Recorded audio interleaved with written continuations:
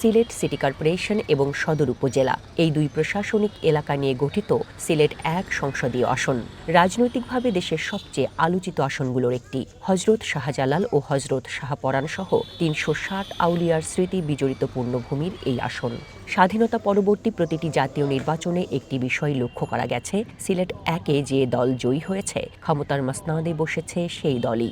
এই আসন থেকে যারাই সংসদে নির্বাচিত হয় তারাই ক্ষমতায় যায় বলে একটা মিথ রয়েছে, এবং এখান থেকে যারা নির্বাচিত হন তারা দেশের বিভিন্ন গুরুত্বপূর্ণ পদে অধিষ্ঠিত হন। যেমন আমরা দেখেছি সর্বশেষ যতগুলো নির্বাচন হয়েছে সেই নির্বাচনগুলো থেকে সিলেট ১ আসন থেকে যারাই নির্বাচিত হয়েছেন তারা মন্ত্রিত্ব সহ বিভিন্ন ভালো ভালো পদে অধিষ্ঠিত হয়েছে। মর্যাদাপূর্ণ একটা আসন, ওই আসনটা আমরা গুরুত্বপূর্ণ আকারে দেখি এবং ওই আসনটা আমরা যে প্রার্থী, যোগ্যতাবান প্রার্থী আছে, মানে যে আমরা উন্নতি করবে উনির দিকে আমরা এগিয়ে নিব, উনির দিকে আমরা ভোট প্রয়োগ করব।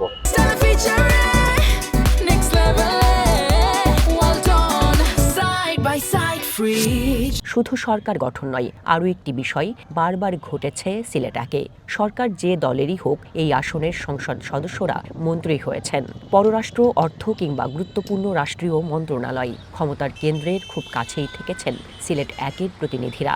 সব মিলিয়ে সিলেট ১ হয়ে উঠেছে বড় রাজনৈতিক দলের কৌশল নির্ধারণের কেন্দ্র। নির্বাচনী ইতিহাস দেখেন, 99% হচ্ছে গিয়ে যারা এই সিলেট ১ আসনে জিতেছেন তারাই কিন্তু সরকার গঠন করেছেন। যার কারণে এই সিলেট ১ আসনে প্রতিযোগিতা হবে কিন্তু খুব বেশি, কারণ হচ্ছে এই আসনটা যারা ধরতে পারবেন তাদের একটা শক্তির জায়গা তৈরি হবে এবং তারা সংসদে বা সরকার গঠনে একটা শক্ত অবস্থানে যেতেও যেতে পারেন আর কি, এরকম একটা ধারণা করা যায়। ত্রয়োদশ জাতীয় সংসদ নির্বাচনে সিলেট ১ আসন ঘিরে কৌশল, শক্তি প্রদর্শন আর উচ্চ পর্যায়ের হিসাব নিকাশ তুঙ্গে। মর্যাদার এই আসনে ভোটের মাঠে প্রশাসনের পক্ষপাতমূলক আচরণের অভিযোগ উঠেছে। বিএনপির নেতাকর্মীরা ভোটারদের ভয়ভীতি ও হুমকি দিচ্ছেন এমন অভিযোগ তুলেছেন জামায়াত প্রার্থী। যারা বিভিন্ন পর্যায়ে অতীতে সন্ত্রাস করছে এখনো ভোটারদেরকে মাঝে মধ্যে হুমকি দেয়, অথবা ভোটাররা বলে অমুকের কারণে আমরা হয়তো সেন্টারে যাব না, এই সমস্ত কথাবার্তা কিছু আছে। তো এগুলো আসলে আমরা পুলিশ প্রশাসন ও বিভিন্ন প্রশাসনকে এটা বলে দিয়েছি এই বিষয়টা তারা দেখার জন্য।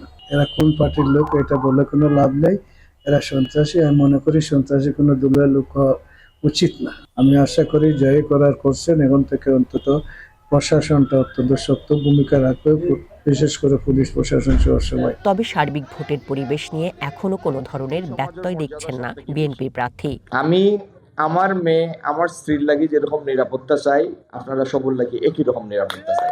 যে সমাজও মেয়েরা নিরাপদ, এই সমাজের মর্যাদা সব থেকে বেশি।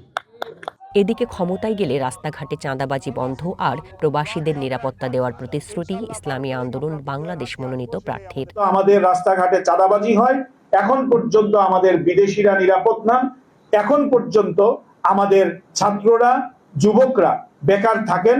সেই লোকদেরকে বিবেচনার ক্ষেত্রে সবাইকে সাবধান থাকার আমরা আহ্বান জানিয়ে এসেছি, এবং আমরা এটা বলছি যে আমরা যদি দায়িত্ব পাই এবং সিলেট পরিচালনার জন্য যদি আমরা দায়িত্ব পাই, তাহলে এই সিলেট থেকে দুর্নীতি আমরা একেবারে নির্মূল করব ইনশাআল্লাহ।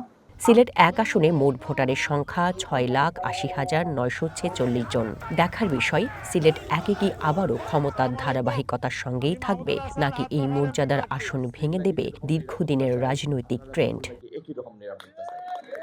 চন্দনা বিশ্বাস, ওয়ান ন্যাশনাল ডেস্ক।